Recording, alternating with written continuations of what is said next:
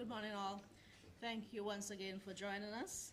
Honorable Roosevelt Skerrit, Prime Minister, Honorable Dr. Vince Henderson, the Minister for Foreign Affairs, International Business, Trade and Energy, other government ministers, Ambassador, Secretary to the Cabinet, Ms. Karen Prevost, Permanent Secretaries, good morning and welcome. Today, the Prime Minister will make brief remarks, following which we will hear from Dr. Henderson. Then we will take your questions, you the members of the media, for both gentlemen. Please welcome the Honorable Prime Minister, Roosevelt Skerrit. Thank you very much. Good morning to the viewing and listening public. Good morning to Honorable Dr. Henderson and my other colleagues who are here. This press conference is in keeping with our commitment to provide an opportunity for the press to put questions to us on any matters of national development, and an opportunity for us to share with the public some of the things that are happening over the past 2 weeks and, of course, going forward. As was said, I will give some opening comments, and the Minister of Foreign Affairs will report on the just concluded heads of government meeting of CARICOM. I will first speak on Carnival, and I want to commend everyone for a very peaceful and incident-free Carnival. This year was certainly a massive Carnival, and it went very peaceful and incident-free. From police reports and from all accounts, there were no major incidents of violence or conflict, and for this we are grateful. And this is the spirit of togetherness and unity that we wish to see emulated by citizens throughout the year. Also, thanks to the many Dominican nationals living overseas who returned home to celebrate our country and its culture, and to contribute in their individual ways to the economy. Certainly, there were, from all reports, thousands of Dominicans reside overseas who were here to celebrate with us. I also want to extend congratulations to the various Carnival winners, in particular the new Miss Dominica Alicia Burton of the Crayfish River in the Carnival Territory, and Trilogy, the newly crowned Calypso Monarch of Dominica, and of course those others who won the Princess Show and the other competitions that were held. But I want to give special recognition to the Acting Chief of Police, Mr. Corbett, and the rank and file of the Police Force of Dominica for their proactive and engaging efforts throughout the Carnival season, and especially on the 2 days of street jump up. Many times we chastise the police for not doing this or not doing that, but I think when they have done well and they've provided the kind of support that's needed, we all should commend them and recognize their efforts, and I really want to commend the police for their tremendous efforts. I also want to commend and thank all the Carnival patrons for their respect for law and order and ensuring we had a peaceful and incident-free Carnival. And it tells us that the fighting of crime in our country really has to be a societal engagement, a societal response, and not solely that of the police. On Saturday gone, I attended a meeting of leaders of the islands which operate the CBI programs with officials of the U.S. Treasury Department. That meeting took place in St. Kitts. In attendance were Ms. Anna Morris, the Deputy Assistant Secretary of the U.S. Department of Treasury, and other officers of the Treasury and State Departments of the United States government. Also in attendance were the Governor of the Eastern Caribbean Central Bank, Mr. Timothy Antwine, and the Director General of the OECS, Dr. Didicus Jules. As I have previously indicated, we are grateful for and welcome the support of the U.S. government in our efforts to strengthen and protect our CBI programs. In my view, it was a fruitful and useful engagement, which puts us in a good place to continue to address the concerns surrounding the CBI with a view to strengthening and sustaining our respective programs. I've always been upfront on this. The CBI program is important to all our small economies and is widely used to fund key infrastructural projects. and programs in education and housing and health, as well as the productive sectors, agriculture, tourism, small business development, manufacturing, and even now with the construction of the international airport. We will continue to do what needs to be done to maintain our program's integrity and to ensure its survival. As a grouping, the heads, in collaboration with the U.S. Treasury Department, will issue a communique shortly so that the public is informed of the outcome of the meeting. There are some 6 points which we discussed, and I'm not at liberty now to highlight those 6 points. As I said, a communique will be issued this week between ourselves and the U.S. But they're not points that we have any real concerns over. And I really want to place on public record my personal appreciation to the U.S. government in its constructive engagement of us in the CBI program. Last year, I invited the U.S. Department of Treasury to come into Dominica and to do their own examination of our CBI program. Are we doing things right? Are we doing things wrong? Look for yourself, make some determination. And I believe that they came out with a very good appreciation of how the CBI program is operating and were full of good praise for the program. But there are some areas that they believe that we can strengthen, and this is where some of the recommendations are. And before the end of this week, we'll certainly indicate where we stand on those recommendations from the U.S. But clearly, this is the kind of engagement that we have been asking for. And we're now receiving it. And I really want to commend the Joe Biden administration, and in particular the people at the Treasury Department for the kind of engagement they've been having. It is really what we've been asking for, and certainly we're receiving it. I'm very grateful to them for the very positive, constructive engagement of all of us who have CBI programs. On the sidelines of the CARICOM meeting, I held a series of meetings with bilateral partners, including the United States of America, Japan, the People's Republic of China, South Korea, among others. And of course, we discussed matters of mutual interest to these countries and to Dominica, and to examine our bilateral cooperation, but also looking at multilateral issues that are confronting the world today. I also joined my OECS counterparts to discuss investment and financing opportunities.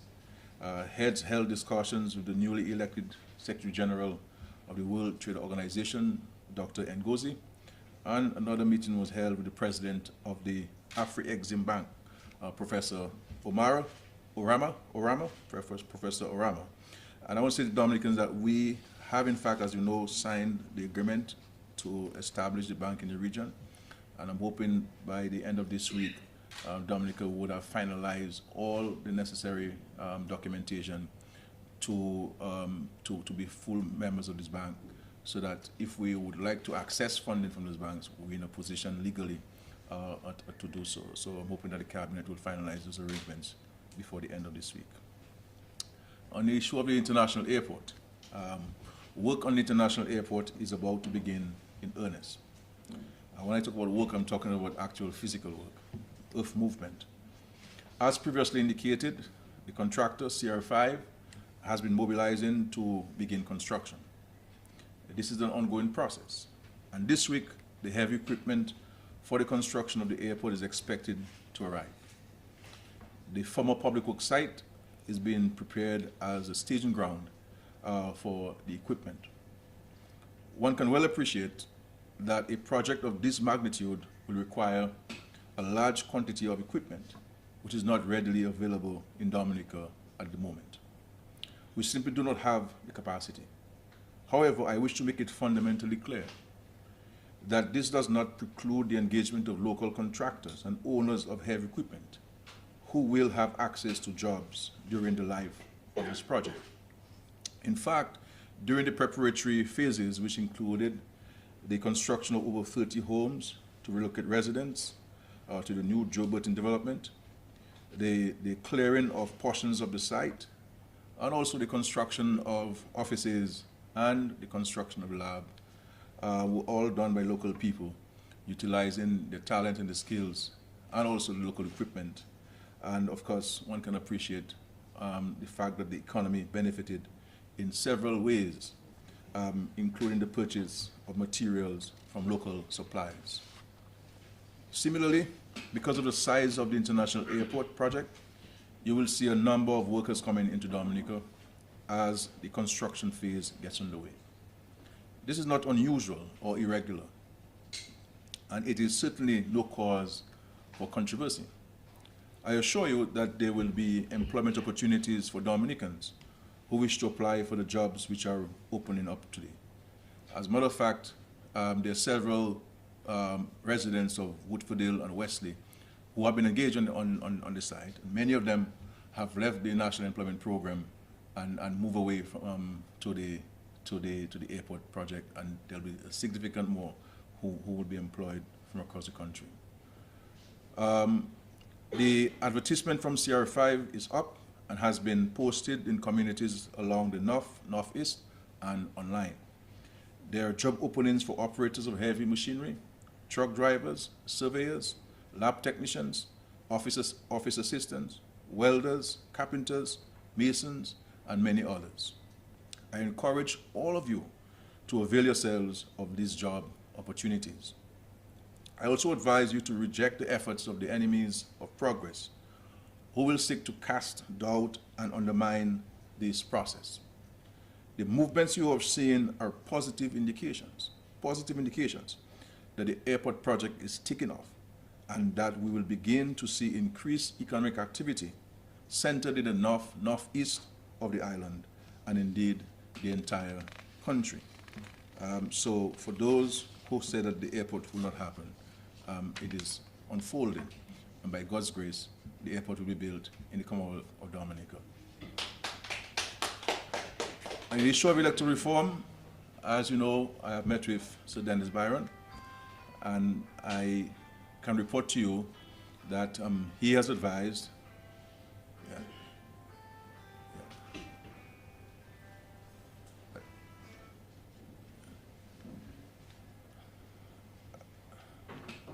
I met with Sir Dennis Byron, and he's advised that the final report will be presented on March 25th, 2023.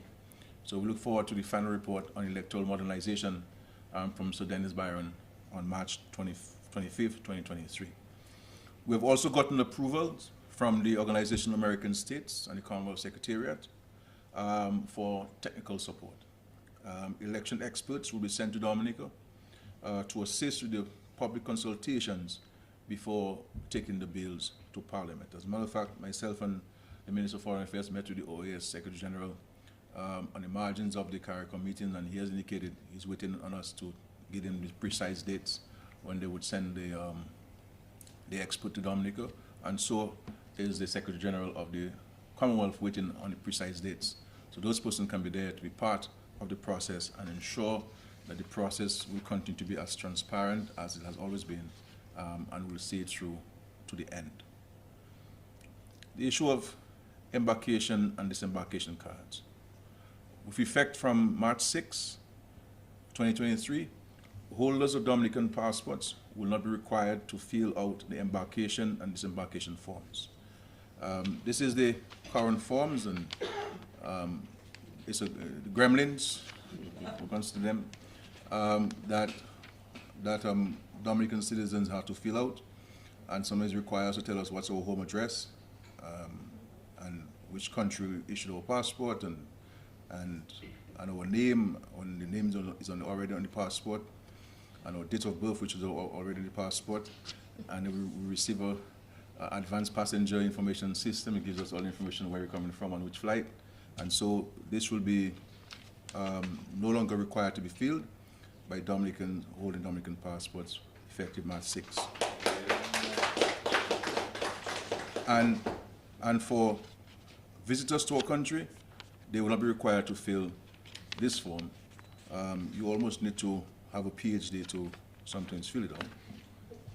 And we will be introducing this new form for visitors to our country, which will be filled out. It has the immigration section and also the customs declaration. Now, those forms will also be available online, and they will be online no later than the 2nd of April, so that visitors to Dominica will be able to fill out those forms online.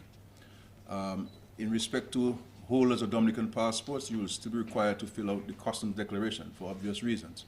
And so it will not be this long form, but something like this, which is very easy to fill out, and it can sit within your passports so that you don't get it lost or damaged or something. So we can, this changes from March 6, 2023. My final point I would like to share with people of Dominica is a matter that I've been raising for several years. And I would sincerely wish that the Dominican public joins me in this. And it is something that concerns me profoundly. And that is with regards to the health of our citizens, especially where chronic diseases are concerned, diabetes and hypertension. This is a major, major threat to our survival and to our economic well-being and to the welfare of families and citizens and residents of this country. These things, they can be prevented if we engage in certain practices. We have to watch what we eat in Dominica. We must increase the consumption of vegetables and fruits. And we have to stop the use of salt, especially these salts that they have in various kinds, and oils, fatty foods, too many fried foods. We have to cut down on our consumption of carbohydrates, you know, and sweet juices. There's no need for us to add sugar to juices. There's absolutely no need for us to add sugar to juices. And there's no need for us to add salt if we're boiling some dashing or yams. You know, we have to, as a nation, understand that the sheer cost to the country of treating persons who are affected with this will become uncontrollable. But for me, it is not about how much money we're spending in treating those who are sick. It is getting us to contain the numbers. To contain the numbers. And this is why I've been talking about, for example, the arrangements we have at primary schools and secondary schools and the state college and others, where there's very little appetite these days for physical education and a greater propensity towards academics and children sitting at the desk for 5 hours. If we have our children sitting at the desk for 5 hours a day, we're going to have a problem in Dominica. And then we have to dramatically look at the school feeding program and to see what are we feeding our children at school and what are we feeding our children at home. And the other thing too we have to work on is exercise. The government can't be spending all of its millions of dollars building playing fields, and people want lights on the playing fields, and nobody's using them. Nobody's using them. Nobody's using them to walk. We have to park these vehicles sometimes and walk to the supermarket, you know, and not want to drop ourselves right at the gate, right at the door of the supermarkets or offices. I am saying to us, you know, we have to watch this. In my own constituency, I'm going to launch 2 programs. One is a tree planting program, a fruit tree planting program, and to engage the school children to plant fruits in your yard, so that you can have it tomorrow to make juice and so forth. And the other is a constituency-wide exercise program, inviting everybody to be part of the exercise program. And let us use the open spaces, the playing fields, the hills and mountains that we have, and so that we can build this consciousness and poke people's consciousness about the need for us to address this. Because when you go to the hospitals and the health centers and you look at the records of a number of cases of diabetes and hypertension, and it is at all ages. It's not about old people, young people. And the final thing I want to caution us against in Dominica is the indiscriminate smoking of marijuana. We can't appear to be smoking marijuana as if it's going to go out of access to us in Dominica. And there's a sense that this uncontrolled smoking of marijuana by some is now causing serious health issues for young people, people in their 20s and their 30s. And if you're going to develop a chronic illness that in your 20s and your 30s, what is going to be your life when you turn 65?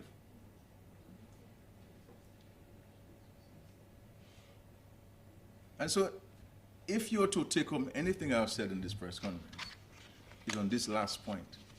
And for me, it is a preoccupation I've had for years, and we're going to see the government engaging more on this exercise programs and having television programs showing people some of the basic things that you can do at home, educating the people, educating the children of this country to ensure that we can address the issue of diabetes and hypertension.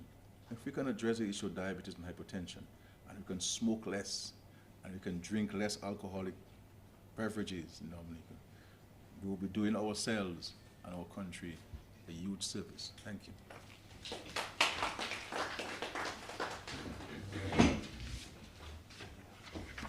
Thank you to the Honorable Prime Minister. At this point, I welcome Honorable Dr. Vince Henderson, who is the Minister for Foreign Affairs, International Business, Trade and Energy.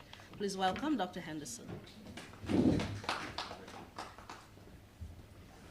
Thank you very much, and good morning. Good morning to everyone, my colleagues, the media, Dominicans listening, and also I want to say the Prime Minister has spoken for me, especially in light of congratulating all of us on a peaceful carnival. And I see the Minister of Tourism here. I would like to also congratulate her on the efforts that we've made for promoting this event as a major tourism event. So the Prime Minister spoke for me nationally, but I must speak for myself as a Member of Parliament for the Grand Bay constituency and thank all the residents of Grand Bay for a successful carnival, a peaceful carnival, and perhaps some may say an uneventful carnival, if you know what I mean. And we're very happy. I want to thank the organizers. I want to thank the chairman of the Grand Bay Village Council, Mr. Armour Thomas.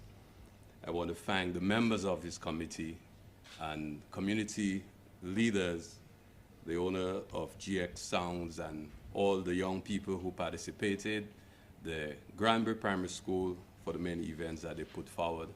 And next time, I also want to congratulate Ms. Dominica, although she sort of made it difficult for us this time, but next time we'll be coming back. So, but I want to congratulate Ms. Tanya Eugene for her performance, and of course, all of you enjoyed her performances. So indeed, I want to say thank you and congratulations to her. But the Prime Minister spoke about the 44th Conference of the Heads of Government of CARICOM, which we attended in Nassau, Bahamas, a week ago. And the outcome of that conference, I will speak to, especially a few particular points that were raised. But I heard the passionate plea made by our Prime Minister with regards to reducing the cases or incidents of NCDs in Dominica, and that is something that he raised at that meeting. And I hope that his colleagues will pay greater attention to seeing CARICOM taking stronger stance on combating NCDs. And of course, it goes to our whole lifestyle and our consumption and so forth. But one of the things that preoccupied the minds of the prime ministers and the presidents, the heads of government of CARICOM, at that meeting is the situation in Haiti. So I want to speak in particular to that situation because it is of concern to us. And CARICOM leaders reiterated that they have a moral obligation to seek to resolve the situation in Haiti. So coming out of the meeting as part of the communique, the heads reiterated that the community must play a leadership role in addressing the deteriorating situation in Haiti. And of course, you know, Haiti is a member state of CARICOM. And towards that, there are moral and political obligations to resolve that situation.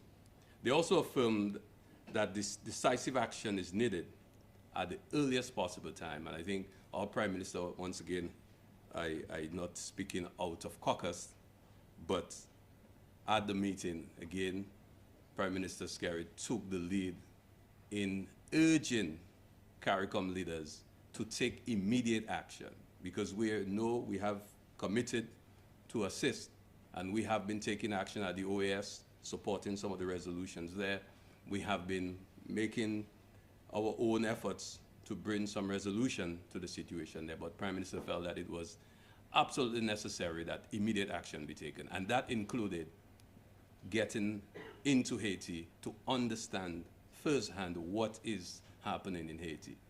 We were aware of a December 21st decision, 2022 decision that was taken where there was, well, the convening of parties involved in the political and social and economic life of Haiti. And they all came to an agreement on how they could move forward. But again, it was felt that more parties need to participate in that process. And this is why Prime Minister Skerrit again urged that we move into Haiti and to convene meetings with all relevant parties, everybody who has something to do with the situation in Haiti, which included non-government actors, some of the NGOs, and what is often referred to as some of the gangs, to ensure that we can. And I also need to inform you that while some seem to be a little timid, Prime Minister expressed his readiness to go to Haiti, and he said that I should go too. So we are prepared to participate in that process, and we will be moving to Haiti as soon as the CARICOM mission is ready with the support of the government of Canada. I also want to highlight the role that the Prime Minister of Canada, Prime Minister Trudeau, Justin Trudeau, played in urging members to do exactly what our Prime Minister said that we should do. And he did more than that. He also offered assistance in getting us to Haiti and to ensure that services will be provided to all members of our delegation. The government of Canada has also been very involved in seeking to bring a peaceful resolution to the situation in Haiti by providing support to the police, ensuring that the security services have the resources that they require, all the assets that they need to contain what seemed to be an escalating situation in Haiti, so to ensure that they can fight crime and any activity that will create instability for the governance of Haiti.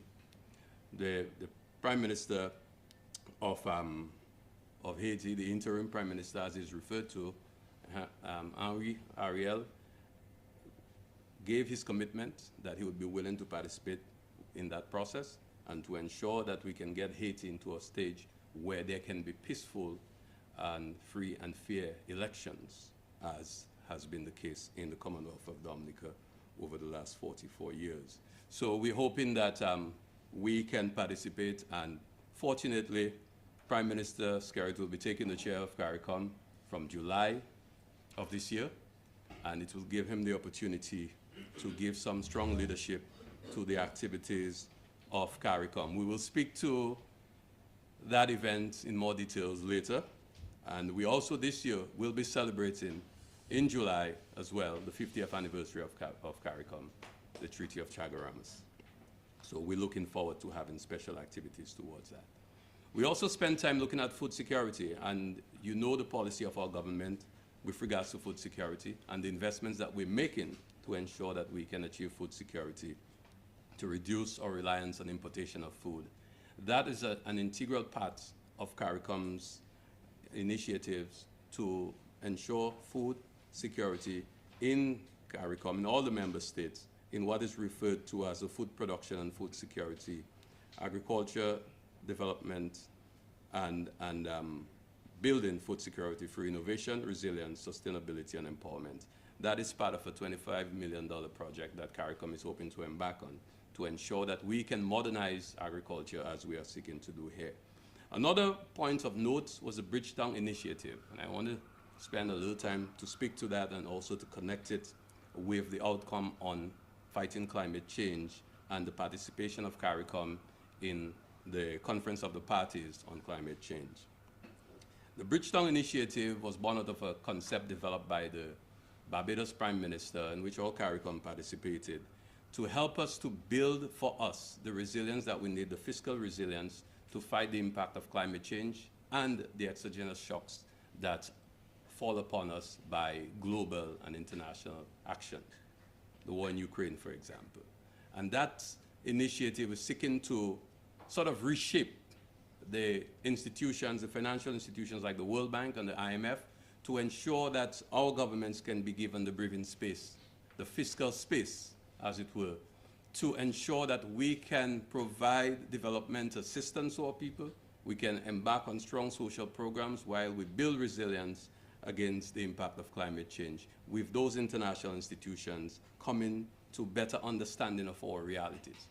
So it is an initiative that will help us to ensure that, like Dominica's goal of building climate resilience, the rest of the Caribbean can embark on a similar program, but with the assistance of those institutions by reforming them, so that we can have things like debt forgiveness and less burdensome financial obligations that placed on us. That's connected to climate change. As I said, CARICOM took the decision to be active in the next meeting of the parties of the United Nations Conference on Climate Change, which will be held in the UAE later this year. CARICOM played a very important role in the last conference, where we saw some benefits to small island developing states. With the leadership of Antigua and Barbuda, we were able to get an agreement on what is referred to as loss and damage. That is to say, what happens to us when we're hit by hurricanes. And the international community has agreed for the first time, after 27 meetings, they've agreed that now they will create a special facility that will go to our small island developing states. So we tied that to the Bridgetown Initiative to ensure that we can get money to reduce our financial burden. And I'm sure Dr. McIntyre will be happy to hear that, Minister of Finance, so that we can look at debt restructuring and we can get the kind of space that we need, because we have invested so much rebuilding after we've been impacted by a major climate event. Finally, we also, and again, I guess the Prime Minister's colleagues will not be upset with him if I actually say those things, but we took very strong decisions or positions to ensure that the issue of Venezuela and Cuba are part of the outcome of that meeting. Venezuela played a very, very, very important role to our own development and through our energy and for our energy security with the development of Petro-Caribe. So the Petro-Caribe agreement provided us with fiscal space that we could use for social programs, financing of activities in our communities, but also ensuring that we always have a ready supply of fuel. That has been affected since the US placed sanctions on Venezuela. So CARICOM leaders called on the United States of America to remove the sanctions on Venezuela, especially so as to allow us to continue to benefit from the Petro-Caribe initiative. And aligned with that was also the decision to again reiterate our call to the United States to remove the sanctions, the unjust unilateral sanctions placed on the Republic of Cuba. So we were able to highlight those, and those became part of the final communique of CARICOM, where all member states have agreed that we will once again express those views. The Prime Minister referenced and spoke of the bilateral meetings. I just want to highlight one in particular, PM, and I hope you won't mind, is the meeting we had with the United States, the representatives of the United States. We had at a very senior level. We met with the Assistant Secretary of State responsible for the Americas, and also the Assistant Undersecretary of State for the Department of Energy. We have been working with the Department of Energy of the United States and the Department of State for the last few months, well, several months, since I attended a meeting in Pittsburgh. We met and we discussed how the United States could assist us in our efforts at building energy security. And they gave the commitment that they will provide technical assistance to us for geothermal energy development by providing the consultants that are required to supervise some of the work that we will be doing on that project.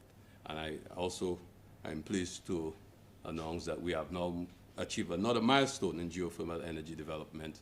We have moved our rig to the second drill pad last week, and we will be commencing drilling in the next 10 days.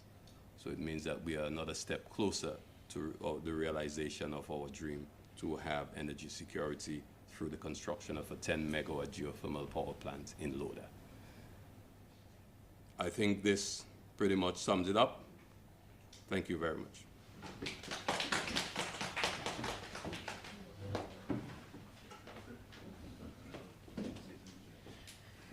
Thank you, Honorable Henderson. At this point, I would like to open up the floor to take questions from you, the members of the media. You may pose your questions to the Honorable Prime Minister or to Honorable Henderson. Once again, please identify yourself and the media house you represent.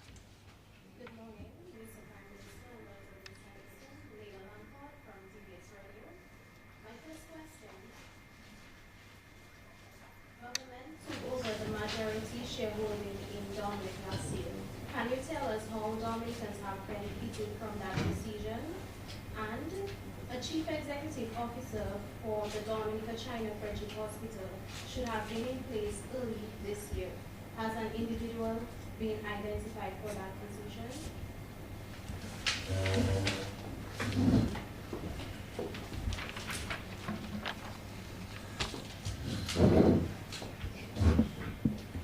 In respect to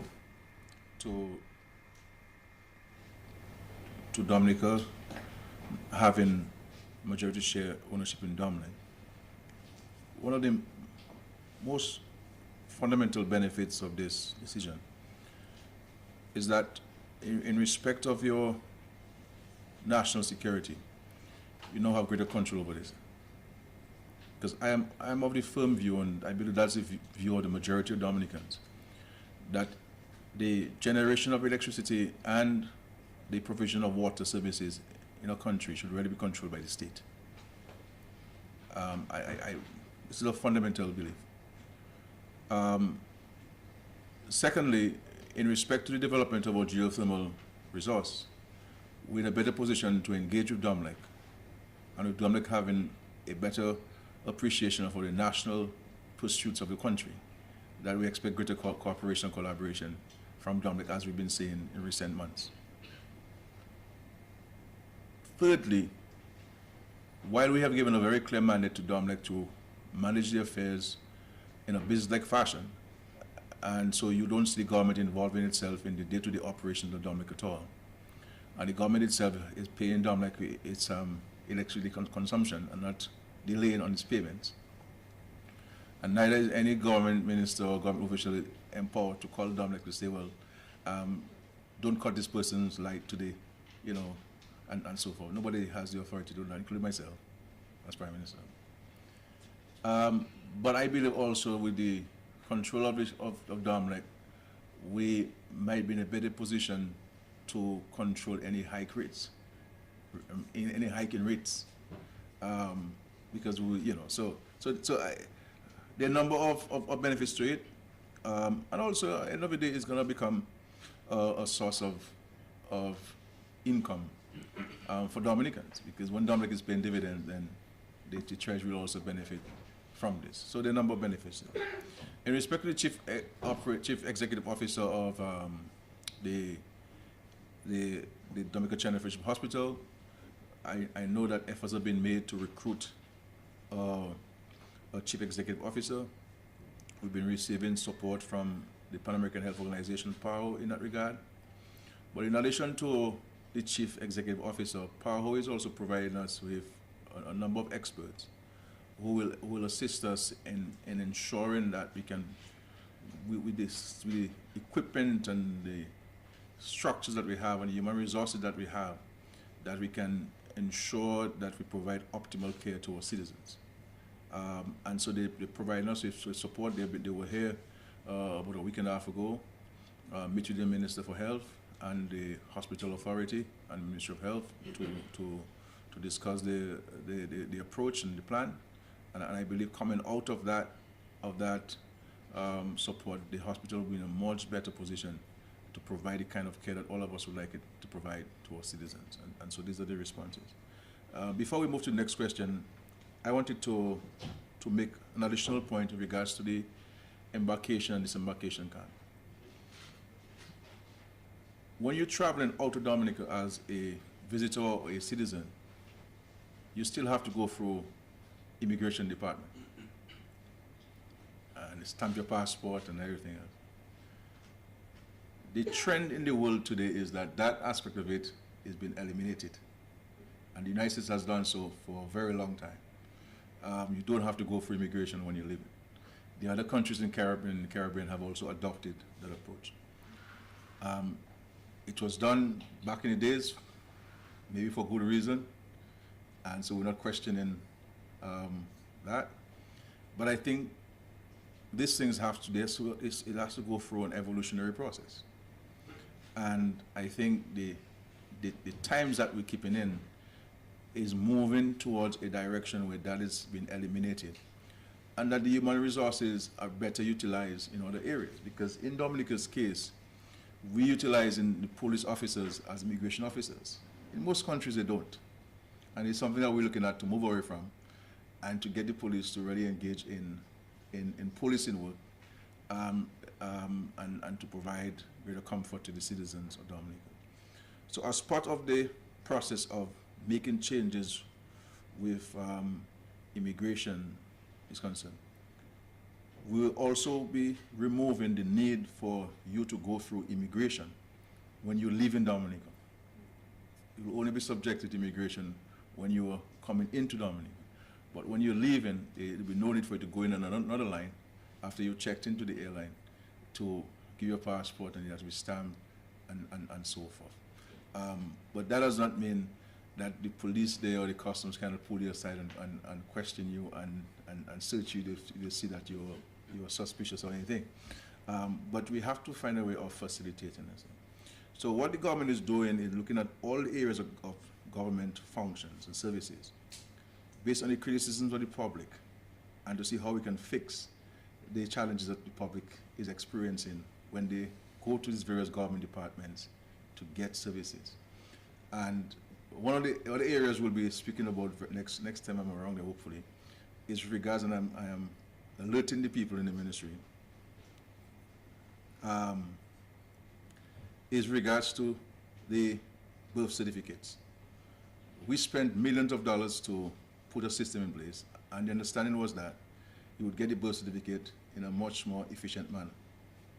The public is saying to me, and I have checked myself, I sent somebody last week to get a birth certificate, and it took them long to get it. And so that has to change. And it will change. And so forth. The final point I want to make before Carla, I can see Carla is urging to ask a question. For the year 2022, and I want Dominicans to listen to this here. For the year 2022, remittances leaving Dominica via two money services, MoneyGram and Western Union. Not the banks, not other services, not when we have money in our personal wallets going overseas to shop. Money is leaving Dominica for Western Union and MoneyGram for 2022 totaled $214,772,689.41. Monies leaving Dominica for the year 2022 via Western Union and MoneyGram totaled $214,772,689.41. $689.41. And my understanding this, from the report I've seen, a lot of this comes from people who are working in Dominica from other islands, especially in the construction and agricultural field, who are sending monies home to family and friends.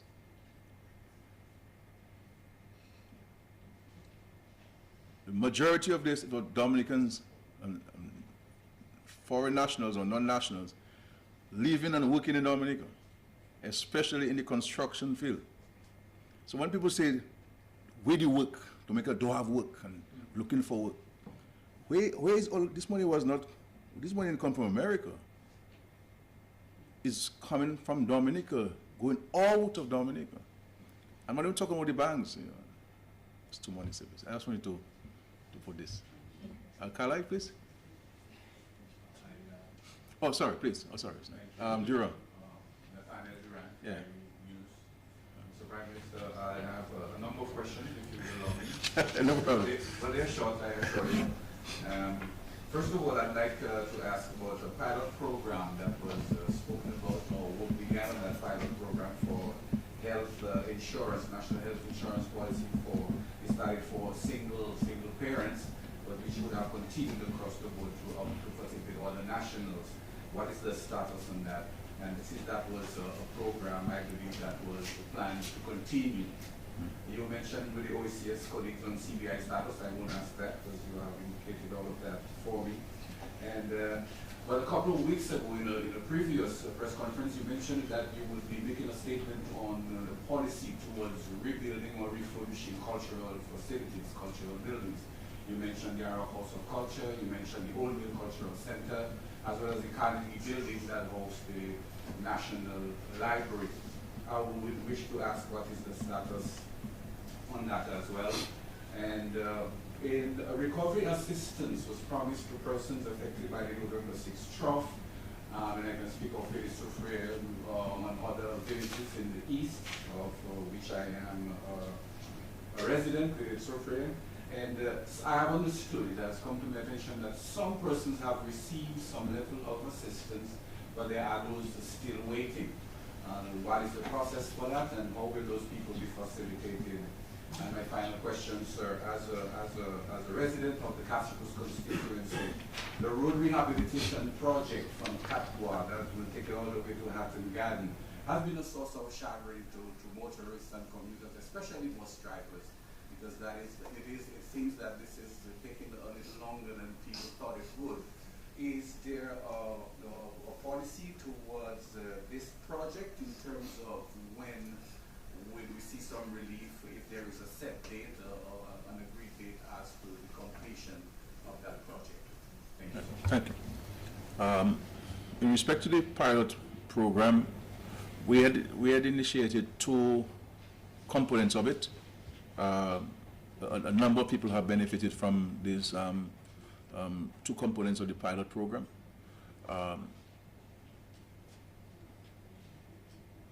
The cost of healthcare has risen dramatically globally, Dominica included. And it is prohibitive to many citizens. And so this is why the government has been encouraging citizens, companies, businesses to contract health insurance policies for themselves as individuals, families, and also their employees. And this is something I want to encourage. And this is why we also remove the income tax requirement on persons who have health insurance to allow them to be able to be in a better position to have health insurance. So that's important. We're going to be engaging PAHO again. They had done some work with us some years ago, but there are always challenges with a small population size like ours. You know, what rates do you peg, you know, and you juxtapose it against Social Security, etc. What kind of contribution people will make, because you'll have a situation where some can pay and some cannot pay. And the whole idea is that those who cannot pay will be supported by those who can pay. And how do we balance this off and so forth? So it's something we're going to be re-engaging PAHO on. and to see whether there can be a new iteration of that national health insurance scheme. As a matter of fact, just last week I had a conversation with the Prime Minister of Antigua and Barbuda. They themselves have had sort of a national health insurance scheme for some years, and they're looking at upgrading it now. So we also discussed with them and to see what studies they have done and where the numbers they'll be pegging it at in terms of contributions and so forth. So that is something that is on the agenda for the Ministry of Health and the Ministry of Finance on this, and certainly something we'll move forward to. When I spoke about the agricultural culture and the National Library and the Old Mill, was that all of these places needed to be modernized. They need to be upgraded. We do not have a National Library because nobody wants to touch the Carnegie Building. And my point is that, and I'm speaking from somebody who appreciates history, understand, and who appreciates culture and the preservation of culture, or tradition. What I'm saying is that it will come to a point where these facilities that were built hundreds of years ago cannot withstand the test of time of the environmental impacts. And how do we find a way of working with both? Both can coexist. And so we can use certain elements of what we have to build something new and something modern, but to also reflect our history, our culture, our tradition. And there are some people who I believe take the issue of preservation of history a little bit to the extreme, where they don't want you to touch anything in respect to that. And so we find ourselves as a government now unable to build a national library because of that push back or pull back, whatever word you want to use. And when I look at the agricultural culture, we have spent lots of money over the years in fixing it, renovations and so forth. But the agricultural culture is for a particular purpose. There's nothing else you can do. The young people can go there and rehearse and practice and so forth, the way it is set up and so forth. And it has served us well, and we appreciate it. And so even now we spend a lot of money on this to refurbish it and to upgrade it. And likewise the library, we need to build a library that when you're driving by as a bus driver, you want to stop and go inside the library and see what's inside there. And pull a book and read it, or go on the digital device to do some research, and let it be a center of excellence, a center of research, a center of reading and socializing. These are the things that I would like to do. But I find myself as Prime Minister to be sometimes sort of boxed in the things that I would like to see happen in the country and the speed I like to see it, because at the end of the day you have to listen to all different views and concerns and recommendations and try to formulate a decision and that going forward and so forth. So we're hoping that we can engage various groups on this. Let us come up. We have some designs for the National Library that we'd like to share with the public, that we went to Dominican architects in a form of competition to present to us certain designs, and I believe that the committee that was set up have recommended one, and we're hoping that very soon we can share with the public so the public can give their feedback on this and to see what we're going to be doing. At some point, not today, I will also speak on an entertainment center that we are designing. That would include a built-for-purpose theater, cinema, a bowling alley, where you could have a miniature golf played, opportunity, space for young people to go and dance and different things, so that families can go and be entertained and build those attractions. But we'll share it with you some other time. The recovery assistance that we promise the people in the southeast and east, that is ongoing. As you said, some people have received and some have not received.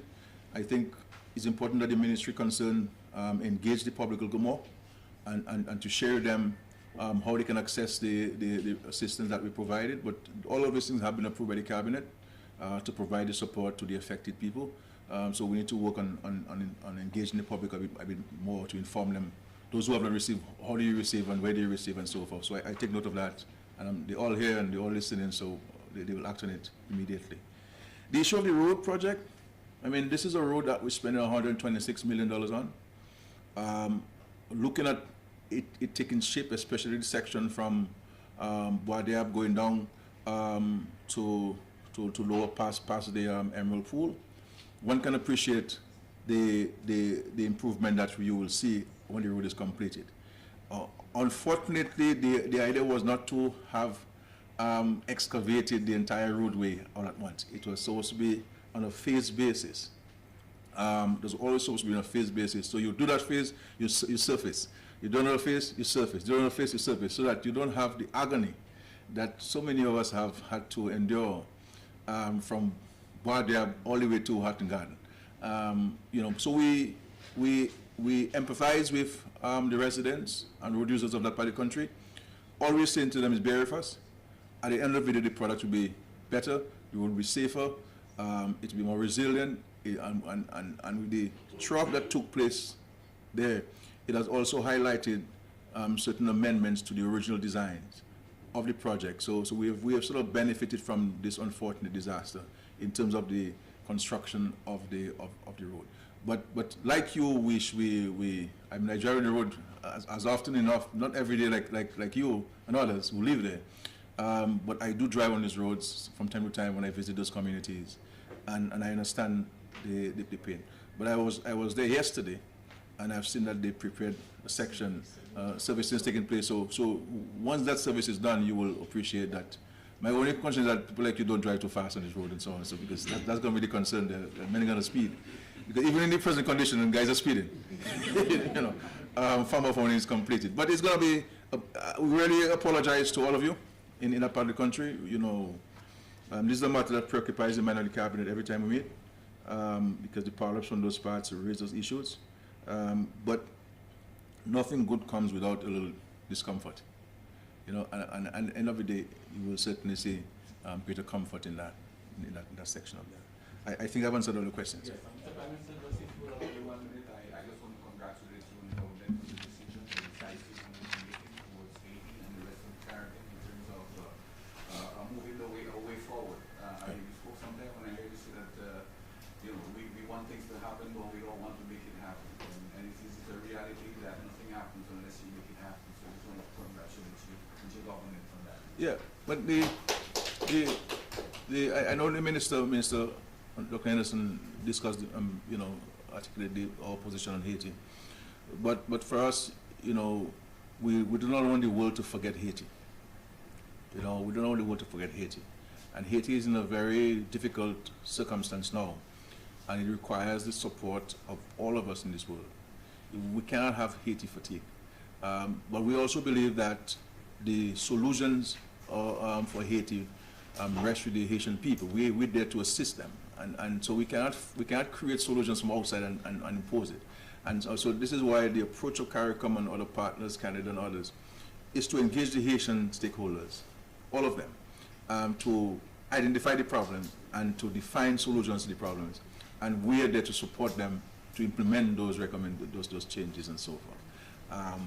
And so I'm happy that we are going in there, CARICOM and Canada, to meet with the Haitian people, all of the stakeholders, the political leaders, the civic leaders, the church leaders, the NGOs, the non-governmental organizations, the community-based groups, politicians, party leaders, political leaders, to discuss the problem. And I'm hoping coming out of that, we can find a solution, because the most critical thing confronting Haiti now is the lack of security.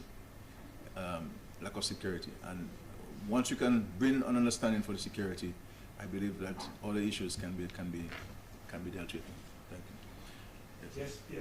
But you can ask me these questions. You don't ask me all the questions. Well, that might come to the Minister of Foreign Affairs. You and General Assembly just held this meeting on February 23rd. Dominica was absent. A lot was dealt with at that meeting, Ukraine, etc., etc. Why was Dominica absent at that very, very crucial meeting also you spoke about the smoking situation. Indeed, it was not very pretty to see what was happening during the carnival celebrations, and people were just smoking indiscriminately in the bands and smoking all in your faces. Some time ago, your government had taken a decision as it relates to the banning of cigarettes. I'm not sure where that is right now, and if you intend to go further with that. And coming back to the marijuana situation, it is said that marijuana has been legalized in Dominica. I know that is not the case, but maybe you may want to expound a little for those persons out there who seem to have a carte blanche attitude into just smoking because they think that marijuana has been legalized.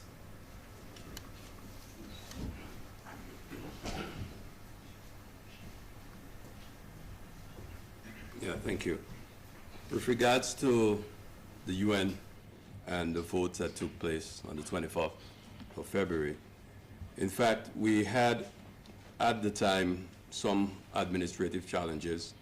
It was not our intention not to support, especially the resolution on the situation in the Ukraine, because we have given commitments, the Prime Minister and myself have given commitments to all our bilateral partners.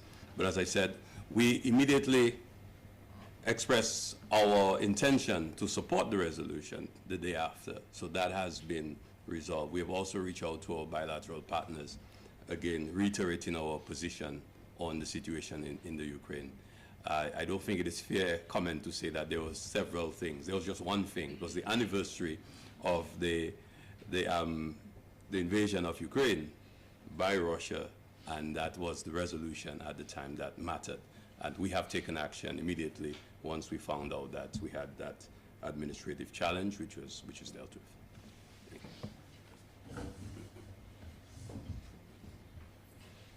with.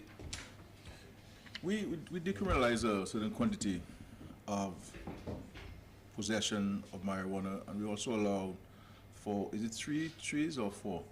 Three trees. I may be the only one in the who doesn't have that yet, you know. I'm taking advantage of this. Yeah. No, I don't have that yet. No, I don't have. That's one of the few plans I don't have, unfortunately, yet. But I'm sure somebody will send me a plan. But seriously though, when we did this because in a whole effort to expunge people's records who've been sentenced for possession of certain quantities of marijuana for personal consumption. We also believe that in the spirit of reforming the criminal justice system, that it was better for the state to use its resources on more serious crimes than arresting a guy at his home or in possession of 2 marijuana cigarettes and so forth and send him to prison or charge him some big set of money for this. But part of the legislation also speaks to where you can smoke and where you cannot smoke. It makes it very clear that you ought not to be smoking in the public in terms of inconveniencing others. You see what I'm saying? You cannot be smoking on a bus. It's against the law. You cannot be smoking on a bus stop when everybody is sitting around you in the bus stop. You ought not be smoking in a carnival where people are being discomforted. All of these things are not supported by the legislation and the decision of the government. But you could smoke in your quiet space, and you won't be harassed by the police. And so I want to urge all of us that while this has been a very progressive decision of the government, and it is the international trend that's taking place, we also, those who consume it must be more responsible. And they cannot be indifferent to others and so forth. So we really have to look at this. The issue of banning smoking of cigarettes, the decision was to ban the smoking of cigarettes in public spaces as well. And so this is the decision, but not to ban cigarettes altogether, though there is a movement towards that. But there's no decision on this as far as the government is concerned. But clearly there is a prevalence of smoking indiscriminately in the public domain, and it's something that if those who are smokers want to enjoy that privilege of having a certain quantity of marijuana in your possession, then let's do it respectfully and responsibly. And other thing too that is of concern, which I made point in, you know, we brought in a lung expert from Cuba. So the lung expert has been there for the last week or so. As a matter of fact, today he's seeing some 15 patients. So, and he has reported to me that in the examination of a number of Dominicans, he is recognizing that they are suffering from lung issues related to the smoking of marijuana in particular. And so he's highlighting that matter for us. And really we need to engage in more public education to those who are smoking, that the indiscriminate smoking of marijuana, you know, and frequent use of it can cause some health implications for you. And therefore, you need to be mindful of this. Not that it's fairly herb and smoking and so forth. This is not the attitude we should have. Yeah. Just a quick update, because somebody just wants to know if you have any update about the possibility of a medical benefit fund for Dominica. Well, this is where we'll leave it to the experts from PAO who will assist us. When they go through the medical benefits route that Antigua has had, though Antigua is seeking to upgrade what they have, or you go into the National Health Insurance Scheme. So this is something we're discussing. I know St. Kitts has done some study as well on this, so we were looking at what small populations like ours would have done and what are the recommendations. But as you know, this has been a tip of Dominica for a very long time, always coming up the concerns about the small population and the contributors, etc., etc. So there's always a challenge, but we'll see how we can overcome the challenge in a new approach, hopefully. Yes. Good morning. Yeah. My name is Tricia from Chronicle, and I have some questions for the three panelists. Sure. Mr. Finance. So, do you have any update on the future housing program that was discussed late last year? And what other developments that are being made for the Dominica State College? And you mentioned earlier of the importation of workers for the international airport.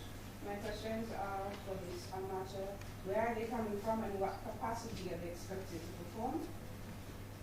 And some business owners are saying that the process to accessing small business loans or the small business loan facility at the aid bank is quote-unquote tedious. What do you have to say to address this? And to the Honorable Dr. Vince Henderson, what can we expect from CARICOM's mission to Haiti? And what does Dominica contribute to this? And will Haiti see a new official government and legislature as a result of this mission?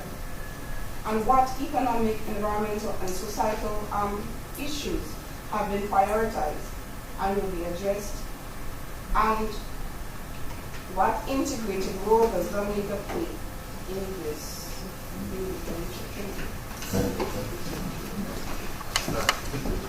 I will take easier questions and the Minister for us will take more difficult questions. On the issue of the future housing program, we're making progress, obviously. You know, in everything sometimes you have some setbacks, but we're making progress. We have acquired the lands, and the lands in government possession. I believe we are to acquire some additional lands from Social Security for what we're going to do to allow for better amenities. We have a conceptual layout of the area that we move into design details. We have conceptual drawings of the buildings or the homes that we'll be building. The next step now is for us to go to actual designs, and the soil testing have been done of the area, because as you know, Warner is a very waterlogged area with a particular type of soil, and that has to be properly done to inform the designs and the engineering. So we're committed to this, and certainly I don't want to give you a date of commencement here and so forth, but certainly this remains a priority for the government. We understand the importance of it to so many young people who would like to own a home, and the government is prepared to assist in the facilitation of these young people owning homes in Dominica. So we're committed to this. With regards to Dominica State College, as you know, there's a delay in the commencement of the classes because of construction works taking place. Personally, I don't agree with the State College for not commencing classes in January. They could have done so online, and they could have done a better way of facilitating classes. I think they took a lazy person's approach to this. I don't accept this at all. I don't agree with them. And as a former lecturer at the State College, I think I could have done much better to facilitate tuition at the college. You cannot, if you decide not to have classes, then why are you taking a salary then? So this approach is that we have a change of the, and I don't agree with them at all. That's my personal position. It's not necessarily the position of the cabinet. The workers for the airport, as you know, CR5 is a Chinese company, and the people will be coming from China, from the People's Republic of China. So they'll be coming in. We also have other experts who are from the United States, who from other parts, from Spain and other parts of the world, who bring in to bear certain expertise in airport construction, airport designs, airport engineering.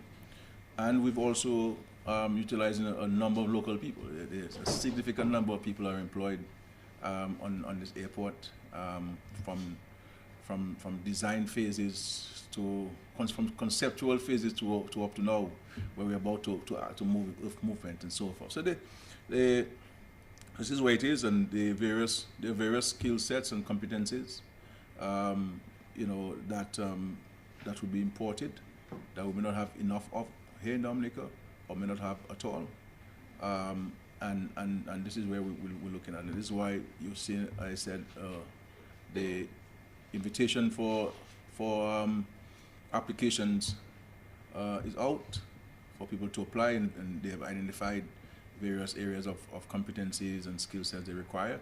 And you will see as the airport goes along and you move from one phase to the other, then different skill sets will be required and so forth. It's left to us to avail ourselves.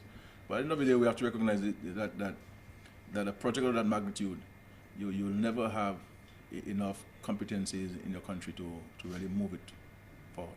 I mean, never. And you can study airports that have been built for the Caribbean, and you'll recognize that all of these countries, no matter the size of the population, they have had to bring workers from out of the country to do that. And so this is not nothing new. We're not breaking ground in Dominica where this is concerned. There's no innovation on the part of Dominica by bringing people to assist in the construction of the airport. This is nothing new. Small business loans at the aid bank. When these comments are made, I rather deal with specifics, because so far more than $12 million have been given out to people by loans. So there are people who are getting the loans. As I have met some people who have complained to me, and when I asked them, but okay, when did you apply? Oh, I haven't applied yet. But I hear this, I hear that, and those who have applied, why haven't you gotten the loan? But they asked me for another document, and I said, but can I see the document? When I see documents, they have not given the full set of documents. And I always say to the aid bank, if somebody has applied and they do not have the full set of documents, you should not take the application. Give them back the application, let them find the documents, and then bring the full completed file to you for your examination. But sometimes they do that, they take it to all an effort to facilitate and to help and so forth. But I think so far a significant number of loans have been approved, and a significant amount of money have been given out to people. But the aid bank is listening, I'm sure, and they will examine their files and they interact with people. I try not to get involved unless if somebody tells me, if somebody complains to me, and I'll call the aid bank to find out on the person's behalf. But I try not to get involved in banking practices and procedures. These are monies that we got from the Caribbean Development Bank. The Caribbean Development Bank set certain criteria and certain conditionalities on the lending of those monies. And therefore, the aid bank is not in a position to change them. It has to respect the financing agreement. Because when the CDB comes in to do its audit, if they find the aid bank would have moved away from the finance agreement, we run the risk of the aid bank being sanctioned by the CDB and not able to get monies from the CDB down the road. Though the loan is a government loan that we have assigned to the aid bank, but aid bank is owned by the state, majority share by the state and social security. So you have those issues there. But if somebody has a challenge, I would suggest that they go to the aid bank and sit with them and to see how they can overcome it. You know, and so they can access those funds. Vince?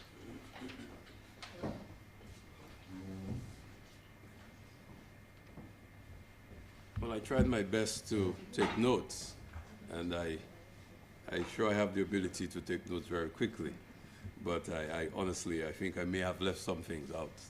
But just to say, the Prime Minister, in my mind, explained exactly what our role is in seeking to bring a resolution to the situation in Haiti, by especially making the point that what we will be doing, CARICOM that is leading the process which will involve the engagement of all players in Haiti so that they themselves can come up with a resolution to the problem. In other words, we're not going there to impose a solution. And we are also partnering with the international community, especially the main players. The United States of America is one player that will definitely be involved, and as we expressed earlier, Canada has taken the lead, to ensure that we work our way to a solution. We are also seeking to resist boots on the ground. We're hoping that we don't see a repeat of what happened over a decade ago, where the United Nations mission, led by Brazil, MINUSTA, stayed in Haiti for almost a decade, seeking to bring peace in Haiti. And then we end up going right back where we started.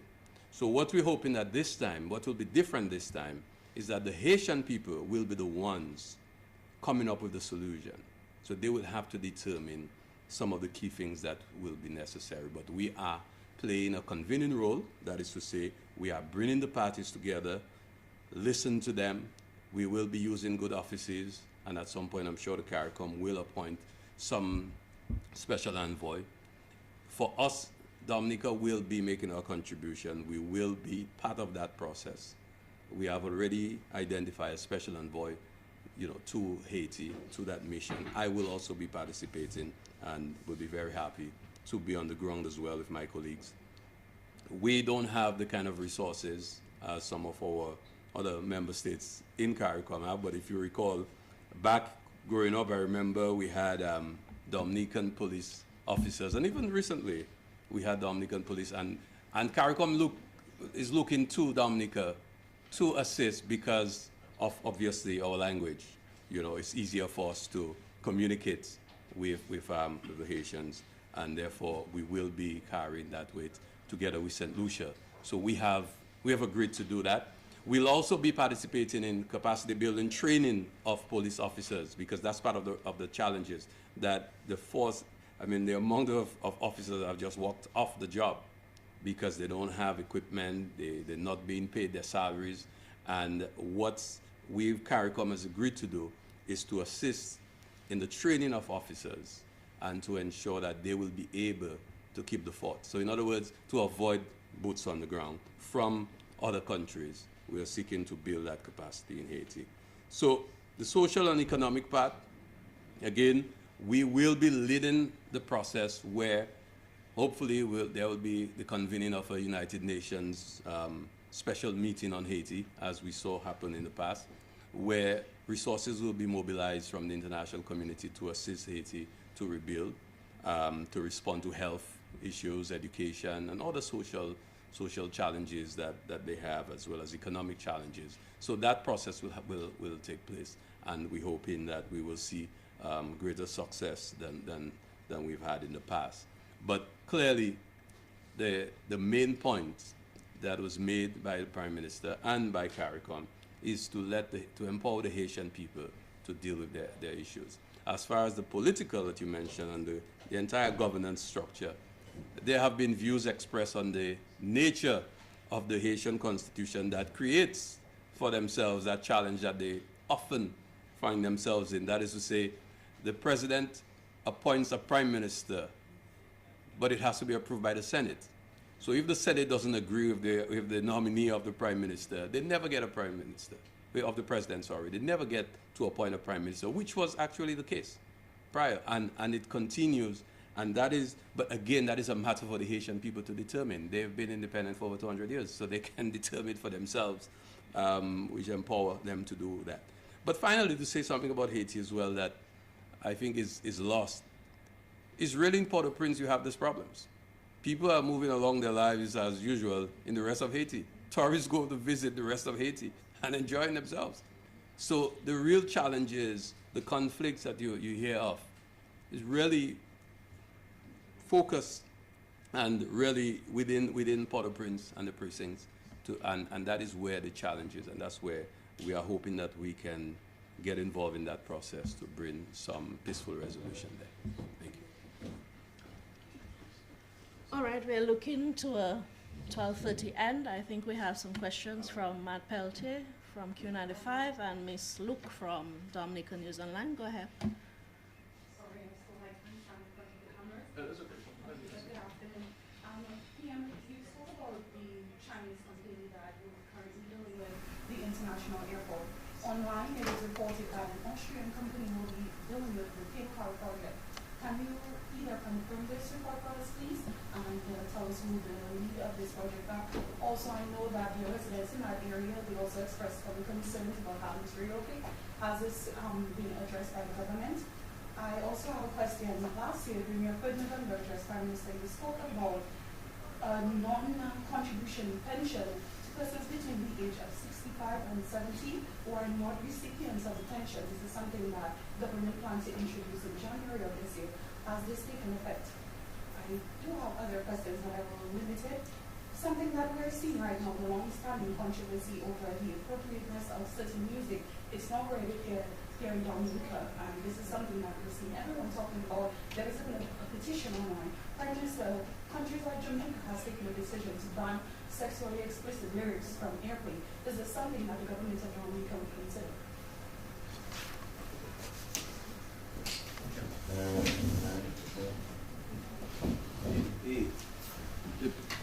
I agree with you with the concerns with regards to the lyrics,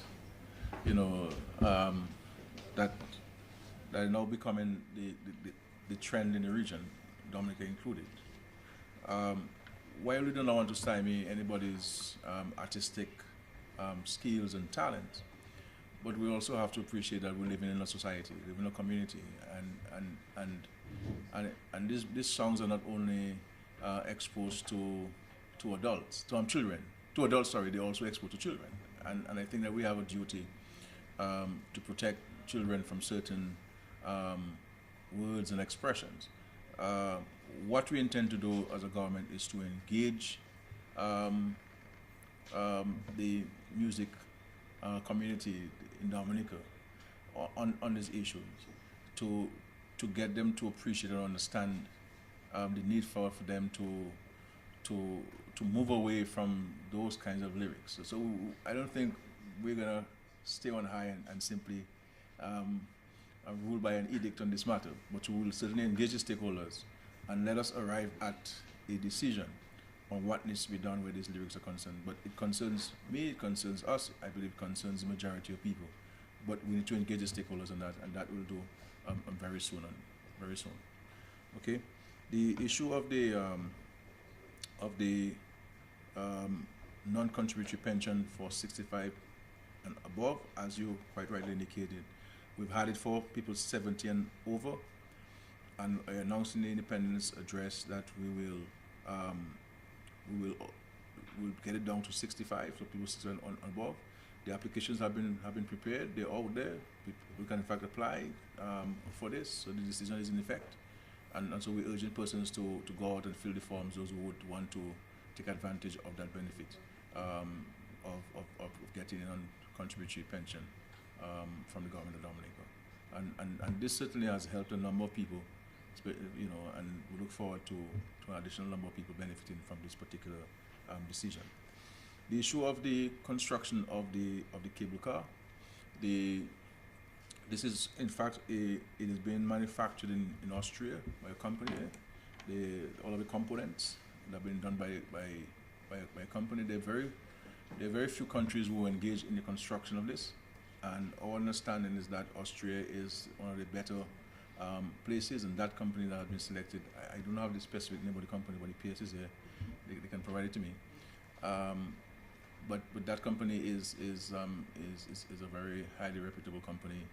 I met with the principals last year. They came to Dominica.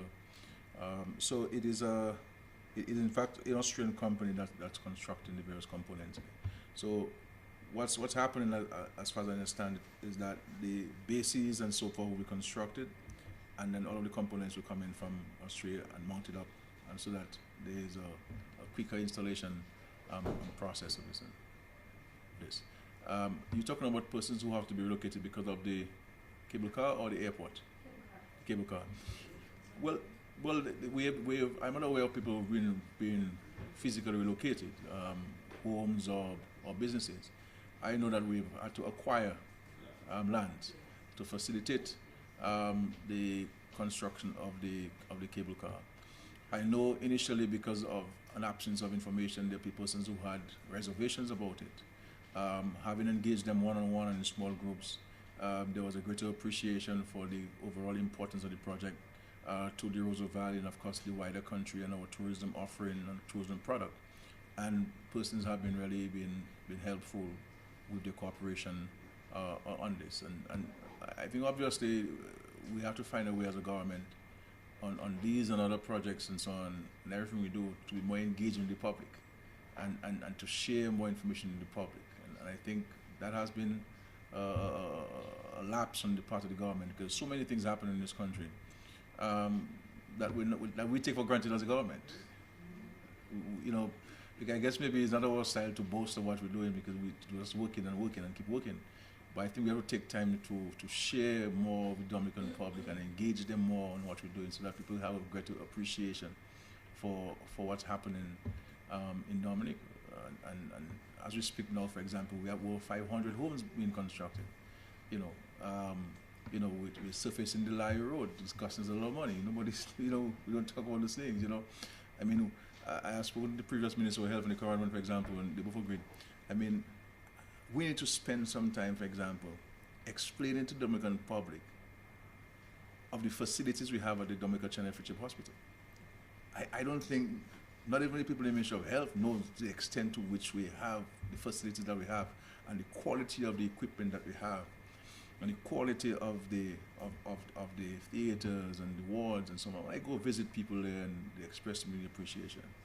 The problem people have at the hospital really sometimes is the attitude of one or two people there, but generally the nurses and the doctors are very kind people. They're very welcoming people, and patients have a generally positive appreciation. But in everything, you always hear the negative stories, because that's what people propagate and foment and so forth. But we need to spend some time to share with people the services that we have. We have a state-of-the-art eye care center. How do people access these eye care? What sort of services we provide, and how do people access it? We have an oncology department, which is extraordinary. So we need to spend time on the MRI and the CT scans and so forth, and to really share with the Dominican public the kinds of services that they can access at the Dominica China Friendship Hospital, and so many other things that we can speak about to Dominican people. People talk about farm roads. I mean, in the last year alone, we spent over $20 million on farm access roads. But I don't hear farmers demonstrating in appreciation.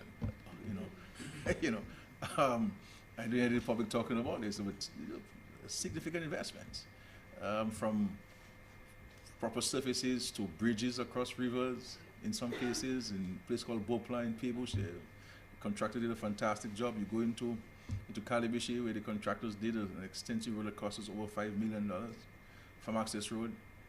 I mean, significant sums of money have been spent on Woodfordale, Mangrove Water Road there, and farm access road. I mean, a lot of money has been spent on farm access roads, and we intend to spend some more. We have some more money to spend this year to improve some additional ones. Some studies have been done, further studies, and one of the critical ones we'll be doing is the connection between Bellevue Chopin and Pichelin. That would also serve as a bypass during the construction of the road once it started, and that is going to open up a whole set of land in between Bellevue Chopin and Pichelin, where farmers already farming, but more people can be able to go in there. And so there's so many things that are happening, notwithstanding the challenges that we have brought on by the COVID-19 and also the Russia-Ukraine war, which is creating a serious challenge for all of us with the imported inflation. It's a huge challenge for governments because people believe that the government is not affected by the inflation. Government is the largest consumer of goods and services. And so the cost of running the country is much more expensive now than it was prior to the pandemic and prior to the Russia-Ukraine war. You know, in many instances we've had to subsidize a number of these of the goods and services which Dominican citizens consume to protect them or to shield them from the impact. Yes, Mark, please. I oblige and I'm going to ask that the young people to ask questions. Well, we would like to hear from you as well. So, yeah, let's hear from you and we'll hear from yeah. Sure, she'll have the last question. We leave best for last. Thank you. You spoke earlier about eating healthy. Yeah. Yeah, you spoke earlier, Mr. Prime Minister, I was not here, but I heard on the radio about people eating healthy. Of course, in supermarkets, you know, they charge heavily on these healthy foods. Are you willing to, you know, address that issue about the taxes on these healthy foods at the supermarket? And secondly, there's another question I think for the Foreign Minister. You appointed recently Mr. Ian Douglas to the post of Ambassador of Cuba. When will he be taken up that appointment? Because according to my information, Mr. Walter has a contract until June, July. Sure. Thank you. Sure. The first question on the issue of healthy food. The truth is we have to grow a lot of what we eat. It is not advisable for most of us to rely on a supermarket for a source of food. The supermarket can complement what we have. The average family, and even if you live in a city, and I see the part of Peroso has launched an initiative of vertical agriculture and hoping to get our constituents to be part of it where they can grow certain limited amount of vegetables in their homes and where they live and so forth. And so we can improvise. We have to grow more of what we eat. Where is the spinach we used to have in our backyard today? And then you go there, the grandmother tell you go outside and get some spinach, and you take some spinach and you clean it and we cook for lunch. Where are beans that we can grow? You can go to the supermarket, buy a pound of red beans or pink beans, sow the seeds, and in a couple of weeks you have pounds and pounds of beans. And if you want to harvest it young, so you can eat the skin, boil it with the skin, and have it more nutritious and so forth, you can do that, or let it be mature where you can have the beans. We have to grow what we eat. We can't have yards and so on, and then plaster it with crazy tiles instead of leaving the space to grow fruits and vegetables. You know, instead of throwing away the old fridge and so on, once we take out the motor from the fridge, let us fill it with soil if we don't have land we have to put, and put some soil in it and grow our spinach, grow our lettuce, and grow something. You know, we cannot afford. I don't think the average family can afford. Anyway, the Caribbean can afford to go out to the market and buy juice to feed a family. First of all, most of the juices are not healthy. And secondly, the cost of it, because it is imported. And by the time you open a box of juice, any one of us who buy a box of juice, you open it, you have to throw the cover because one serving, $25 later. So I'm not here to lecture people on how to spend their money. That's what I'm doing. All I'm doing as the Prime Minister of the country is to draw to the attention of the public a concern which is affecting all of us in Dominica. Every family in Dominica has been affected by this. You know, we have to encourage people to in the countryside where we have space and so on. Why don't we have our own chickens laying our eggs? Why don't you have our fruits? I'm not saying everybody has land to grow as all of the fruits that they need, but some things that we have that we can make use of it. Understand? Because the idea of taking our money and buying all of this high, oily stuff and so forth that is really causing the problems. We don't know where it came from, you know, and so forth. we can find ways among ourselves, you know, because some of the things we're talking about, the healthy foods and so forth, sometimes most of them, I think we need to share with the public some of the goods that do not attract VAT and do not attract import duty, so people can appreciate what is it that we have. But we have to look to ourselves and to see what actions we need to take. Exercise. There's no tax on exercising normally. There's no VAT on it. You see what I'm saying? There's no VAT on it. There's no import duty on it. You see what I'm saying? We just have to walk, get up in the morning and walk and exercise and run and do some aerobics and so forth and sweat and burn the calories. You know, we have to watch the consumption of cholesterol and control that, and salt, you know, all of these things we have to look at. But I think one of the fundamental things is that at the school level, we have to get children to be engaged in growing things in their homes. This idea of schools telling children to get 2 beans and put in a cup and wet the toilet paper and so on. I mean, we have to get them to grow things that they can eat, you know, and so forth. And I have said to the Ministry of Education and to the health people that we have to define what the meal soup should be at the school feeding program. And if it means that we have to increase the budget for the school feeding program, then let us increase the budget for the school feeding program to ensure that children eat healthy. You know, we should not get ourselves involved in the schools and the communities of companies having promotion with some box drinks, and the more covers you can get, or labels you can get, and they give you 2 cases of juice or something. We should be encouraging children to eat local stuff, eat them local mangoes and bananas and so forth. So there are things that we have to do that will cut down on our cost of groceries. And so, because if you look at, any one of us, look at what we have in the shelves and the kind of seasoning that we have, we don't need it. When I cook I call it a broth. You guys call it a broth and rosa and so on. But I call it a broth. When I cook a broth and so on, I use all local seasoning.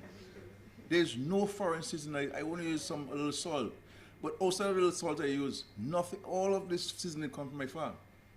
All local: celery, thyme, parsley. I don't use parsley. I don't like parsley. Parsley is more for garnishing, you know, decoration. So I don't like, yeah, seasoning peppers and so forth. And maybe I use a garlic and so on. If I don't have garlic, I use chive, because chive and garlic are family and so on. You know, so that's it. But people put in Saison or Brave, they put in chicken soup, cube, and that's not for Brave. Chicken soup in a broth. I mean, you know what I mean? Adding salt to this thing and Saison, Bohayo, and they coloring the rice with the salty stuff, and everybody all the Dominicans doing, you know, just, you know. And then we are adding to our challenges and so forth. And I'm speaking on this matter because we're family in this country. We're discussing a very important matter there. You know what I'm saying? And speaking to the real life actions that are taking place in our kitchens in Dominica. And I'm saying that we have to stop. Some years ago, I had said to the public service, every ministry should take on one day a week, stop work at 3 o'clock and go into the Windsor Park and to exercise. Very few people took advantage of this opportunity. And I want to offer it to public servants that every department of government should take 1 day in a week, leave work at 3 o'clock, and exercise for the next hour. I don't need you to be in there and getting sick. Go and exercise for 1 hour. Go and walk in the gardens. Go and walk Jack's Walk. You know, walk around Roseau.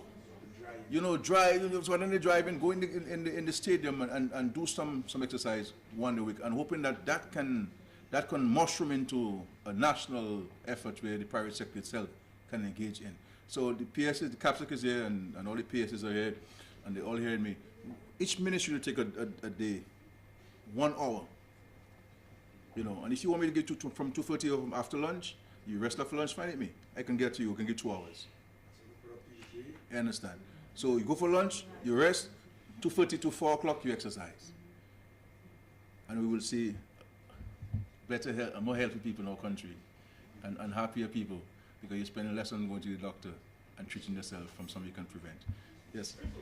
Vince will answer your question. I'll let him close on the press conference where he'll ask the question. $238 million 214. $40 million. Is that a mission that 14? 14. Is that a mission that most of the construction workers here are foreigners? No, it tells me that there's money. And it tells me that people are engaged and so forth. You have a number of non-Dominicans working in the various construction fields because there's work. I'm not telling you, we're in a perfect system in this country, but there's work, and it shows by the remittances that are living in the country. It shows. I mean, you go to any one of these establishments, as I've observed myself, and you always have long queues. Long queues of this taking place.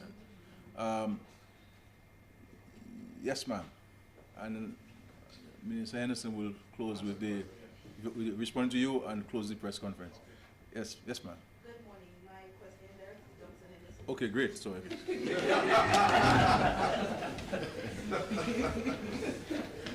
Marsha Mello, DBS News. Over the independence season as well as the carnival season, we have heard a heightened call for interregional travel. What is the government in Dominica as well as the region doing to solve this problem? And for the information of my colleague, can you highlight the major ambassador positions that have been given to embassies of Dominica abroad? Thank you. So with regards to regional travel, as a matter of fact, that was one of the items which was discussed at the last CARICOM heads meeting. There was no decision on it, but there was a commitment by all the heads to work together collectively to resolve interregional travel. As a matter of fact, the Prime Minister of the Bahamas expressed the interest in working with Air Bahamas to move throughout the region, moving from north to south. So that was part of the discussion. Of course, Caribbean Airlines, there was a discussion on that, and the LIAT 2020, we've seen some discussions also took place around how we can work to improve air travel throughout the region. So that is a major challenge, and I'm hoping that we will see some further action taken by the CARICOM heads to resolve that issue. Dominica is particularly concerned because we have our diaspora communities, especially those in the U.S. and British Virgin Islands, who come home very often. So we have to ensure that they have access. In the case of St. Martin, we know that is serviced, I could say adequately, by Win Air Carib. So we have some movement there, and we're hoping that we can continue working towards enhancing regional travel. I think especially the fact that American Airlines continue to provide a major service from Miami, that too perhaps might serve as a disincentive to see the growth of regional airlines within the northern part of the Caribbean coming to Dominica. But fortunately, we've seen Silver Airways making new investments in that area of new aircrafts and providing services. But we recognize as well that there's serious challenges with personnel, shortage of personnel. That continues to be an issue. Even when LIAT was in full operation, that was a problem. And Silver Airways having the similar challenges with personnel, because that is an international phenomenon right now. And we've seen international airlines as well suffering from that, with several cancellations throughout the US and Europe. So that's what efforts are continuing in that area. With regards to ambassadors, I'll respond first to my partner question. Somebody told me I was asking for me the other day. So Matt, yeah, the situation with former Minister Ian Douglas has been nominated, as one could say. When I say nominated, because of course the Prime Minister expressed that at the swearing the address to the nation prior to the swearing of the cabinet. And Mr. Ian Douglas will become our ambassador to the Republic of Cuba once Ambassador Matthew Walters' service is over. Once his staff duty ends, he will return to Dominica, and Ian Douglas will be appointed the ambassador to the Republic of Cuba. So that will be a seamless transition. We will soon be appointing our ambassador to the United Nations. Dr. Philbert Aaron will be soon taking on this position as ambassador to the United Nations in New York, and Ambassador Steve Farrell, we expect, will soon take on his duty in Washington, D.C. as our ambassador to the United States of America. Ambassador Paul has been well settled in Abu Dhabi as our ambassador to the United Arab Emirates, and we'll continue. We expect also to have our High Commissioner, Her Excellency soon, Missy Henderson, will be taking on position as our High Commissioner in London in due time. So the process continues, and we will fully have all our embassies and missions fully staffed, and we will see some transitions in places where there will be. So that's it. Did I capture everything? Yes. Okay. Well, thank you very much. Thank you. Thank you, everyone, for coming. Do have a good rest of the day. See you again in 2 weeks.